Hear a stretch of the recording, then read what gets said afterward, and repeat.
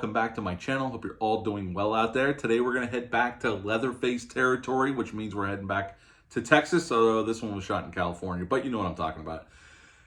But before we get into it, do me a favor, like, comment, and subscribe. I greatly would appreciate that. Also, as always, a shameless plug for my TeePublic store. I'll leave a link in the description box below. And today we're heading for Leatherface Texas Chainsaw Massacre 3. Yes, I still have this DVD. Has the unrated cut and the R-rated cut. But if you've never seen this and you're interested, just watch the unrated cut. The R-rated cut is not worth your time. Trust me on that one. Leatherface Texas Chainsaw Massacre 3 came out January 12th of 1990, although it was supposed to come out being in November of 89. Got pushed back because they had a lot of problems with the MPAA. It was released rated R, obviously, but I watched the unrated cut with my son Troy. It's an hour and 25 minutes long, had a budget of $2 million, and upon release, it only made $5.7. To direct this film, they were looking for directors to helm this project, from Peter Jackson, Tom Savini, but at the end of the day, they hired Jeff Burr to direct this film. He was coming off The Stepfather 2, which was very successful. And he also would do Pumpkinhead 2 later on, and Puppet Master 4 and 5. He did other films as well. The man had since passed away a few years ago, sadly. But he came in to direct this film. Now, in this film, we have Kate Hodge playing Michelle. She was also in Rapid Fire with Brandon Lee a couple years after this. William Butler plays Ryan. He is a friend of hers, or they might be romantically involved, but they kind of played off as friends. And he was in Friday the 13th Part 7. He got killed in that one. He was in the Night of the Living Dead remake, the Tom Savini directed one. Ken Foray, the awesome Ken Foray, is in here as Benny. He's kind of like a survivalist that they run into, Michelle and Ryan. Viggo Mortensen's in this film as Tex, and he's a part of the Sawyer clan, so he's a little effed up. And R.A. Mihailoff came in to play Leatherface.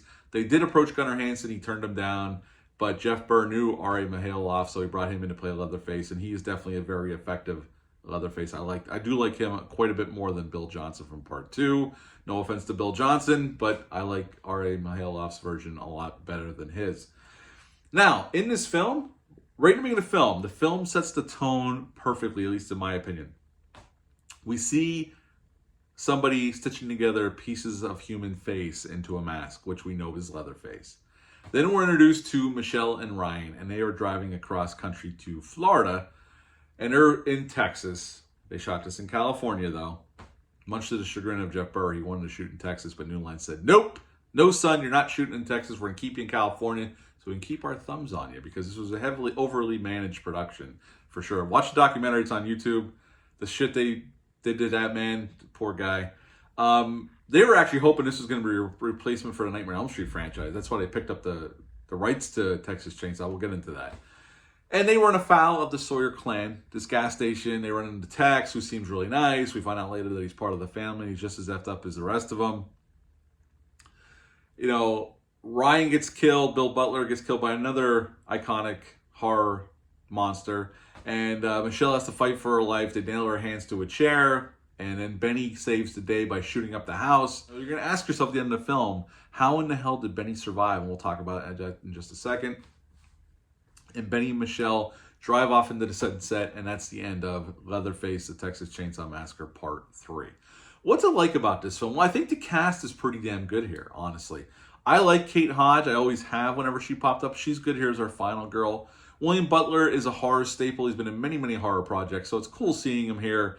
And he meets an ugly demise, as you would imagine, because we can only have the final girl left. Ken Foray is always great when he shows up, and he's great here as Benny. He's kind of like a survivalist. He has this camp with some friends that he was out for the weekend, and he got in an accident with Michelle and Ryan on a dark road, and he got sucked into this situation, and he definitely saves Michelle's butt a time or two in this film. Viggo Mortensen's great here. This is his second horror film coming off of Prison in '87 with Rennie Harlan directing that film, so he was no stranger to horror, and he would reteam with New Line years later on the Lord of the Rings trilogy, obviously. And he's good here. He's really good here. I like the way this movie's shot. I think Jeff Burr does a pretty damn good job with this. New Line was trying to take this back to the grittier, more serious horror of the first film, and not get into like the black comedy of the second film. And I think he does a pretty damn good job. I don't think they ever got to the tone of the original, but they get damn close, and they definitely certainly get a lot more closer than Part 2 did.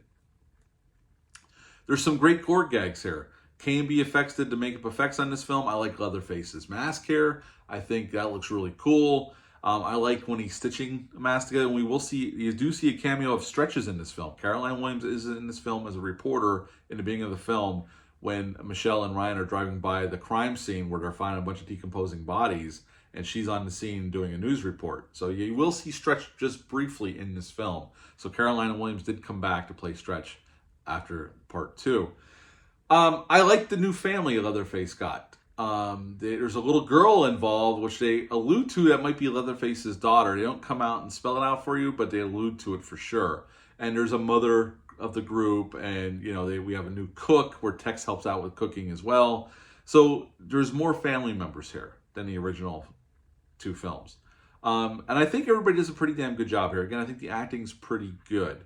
It's a shame that the movie was messed with, and New Line Cinema bought this because they knew they were going to end Freddy soon, and they thought this would be a viable option to continue. They were planning on making more movies. They only ever made this one and let the copyrights go. They let their rights lapse, but they would get them back in 2003 when they released the remake, because that was through New Line Cinema. But after this one, it didn't do so well, which they dumped it in January.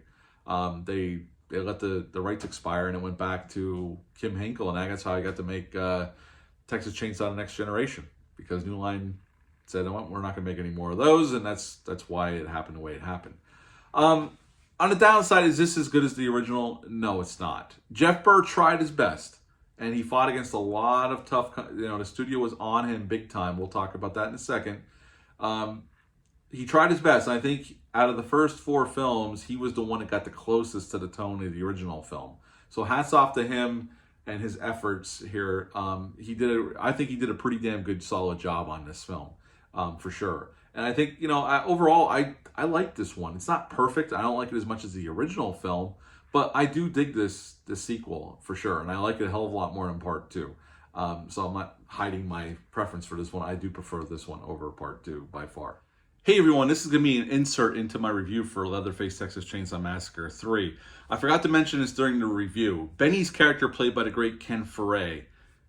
Him and Leatherface, I wanted to mention this scene because it's so egregious, and I know why they went back and reshot the ending, but I mentioned about how the ending happens 2 different ways.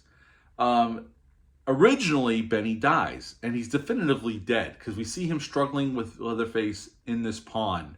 And the saw is revving, and it's going, and standing upright in the swamp. And Leatherface shoves Ken Foray's head into it, and you see blood splatter, and his head's in it, and he goes under the water. He's dead, okay? Now, originally, he was dead. He does not come back at the end of the film at all. But in the version that's out there now, they reshot it, because when they test screened it, the audience was disappointed that his character died. So at the end of the film, he shows up to help Cage Hodge's character save the day, and the wound on his head is like a little scratch that you could fix with a Band-Aid, where clearly the chainsaw gouged a huge chunk of his skull out. But at the end of it's a total egregious reshoot that makes no goddamn sense. But that is the ending. They changed the ending. Benny was originally dead in the script and the way they originally shot it, but they reshot it, and he survives miraculously. He must be Superman. So yes, that is the story behind the ending. The teaser trailer for this one was shot before the movie even went into production. And that teaser trailer is badass. If you get a chance, look it up on YouTube. It's Leatherface. You don't know it at first. It's like a camera is going panning across this lake. And it comes to this guy with his back to the camera, standing there at the edge of this lake, and his arm reaches up out of the lake with this silver chainsaw, similar to the one that Leatherface gets in here, the Cadillac of chainsaws, and throws it up in the air, and he grabs it, lightning hits it, and he turns around and revs it, and it says the title of the movie. They shot that before they even went into production on this film. And, that was some cool showmanship, just to get people excited for this film. I miss those days when studios would do that like they did with T2. Stan Winston, they gave him like $200,000. They went out and shot that teaser trailer that had nothing to do with the movie, other than the assembly line of T-800s, and you see Arnold at the end. Those days were great, and I love that kind of stuff. And New Line definitely did it here, although unfortunately the movie kept getting pushed back because of the MPAA. Jeff Burr was actually fired off the movie and then rehired because they couldn't find anybody. But from what, if you watch the documentary, it seemed like New Line didn't really like Jeff Burr all that much, and they were on him constantly about staying on schedule and staying on budget, which he did anyway. But it seemed like it was a very contentious shoot between Jeff Burr and New Line Cinema. Jeff Burr actually wanted to shoot this on 16 millimeter like Tobe Hooper shot the original film, but New Line shot that down immediately, just like he wanted to shoot in Texas, but New Line already had started building sets in California so they could keep more control on the production. So Jeff Burr didn't have any choice. He had to shoot in California. And on the old VHS version, Jeff Burr in the interview said you could hear they were in the shadow of Magic Mountain. So you could hear, on the old VHS version, before they cleaned it up, the audio, you could hear screams from the roller coaster at certain points during the film. So I thought that was pretty cool. At the end of the day, I think this is a pretty solid sequel to the original Texas Chainsaw Massacre. If you've never seen it, I highly recommend checking this out. There is a Blu-ray available that I heard the transfer is pretty good. I have not upgraded yet. It's about $18 on Amazon. I'm thinking about upgrading it because I do like the sequel. My son enjoyed it as well. At the end of the day, I would give Leatherface the Texas Chainsaw Massacre 3 a 7.5 out of 10. 7.5 out of 10 for Leatherface Texas Chainsaw Massacre 3. What are your thoughts on this film? Leave a comment down below. Let me know. Hit the thumbs up. Hit the subscribe button. Share this video. I greatly would appreciate that. That's it for this one. I'll be back soon with some more reviews. But until next time, bye.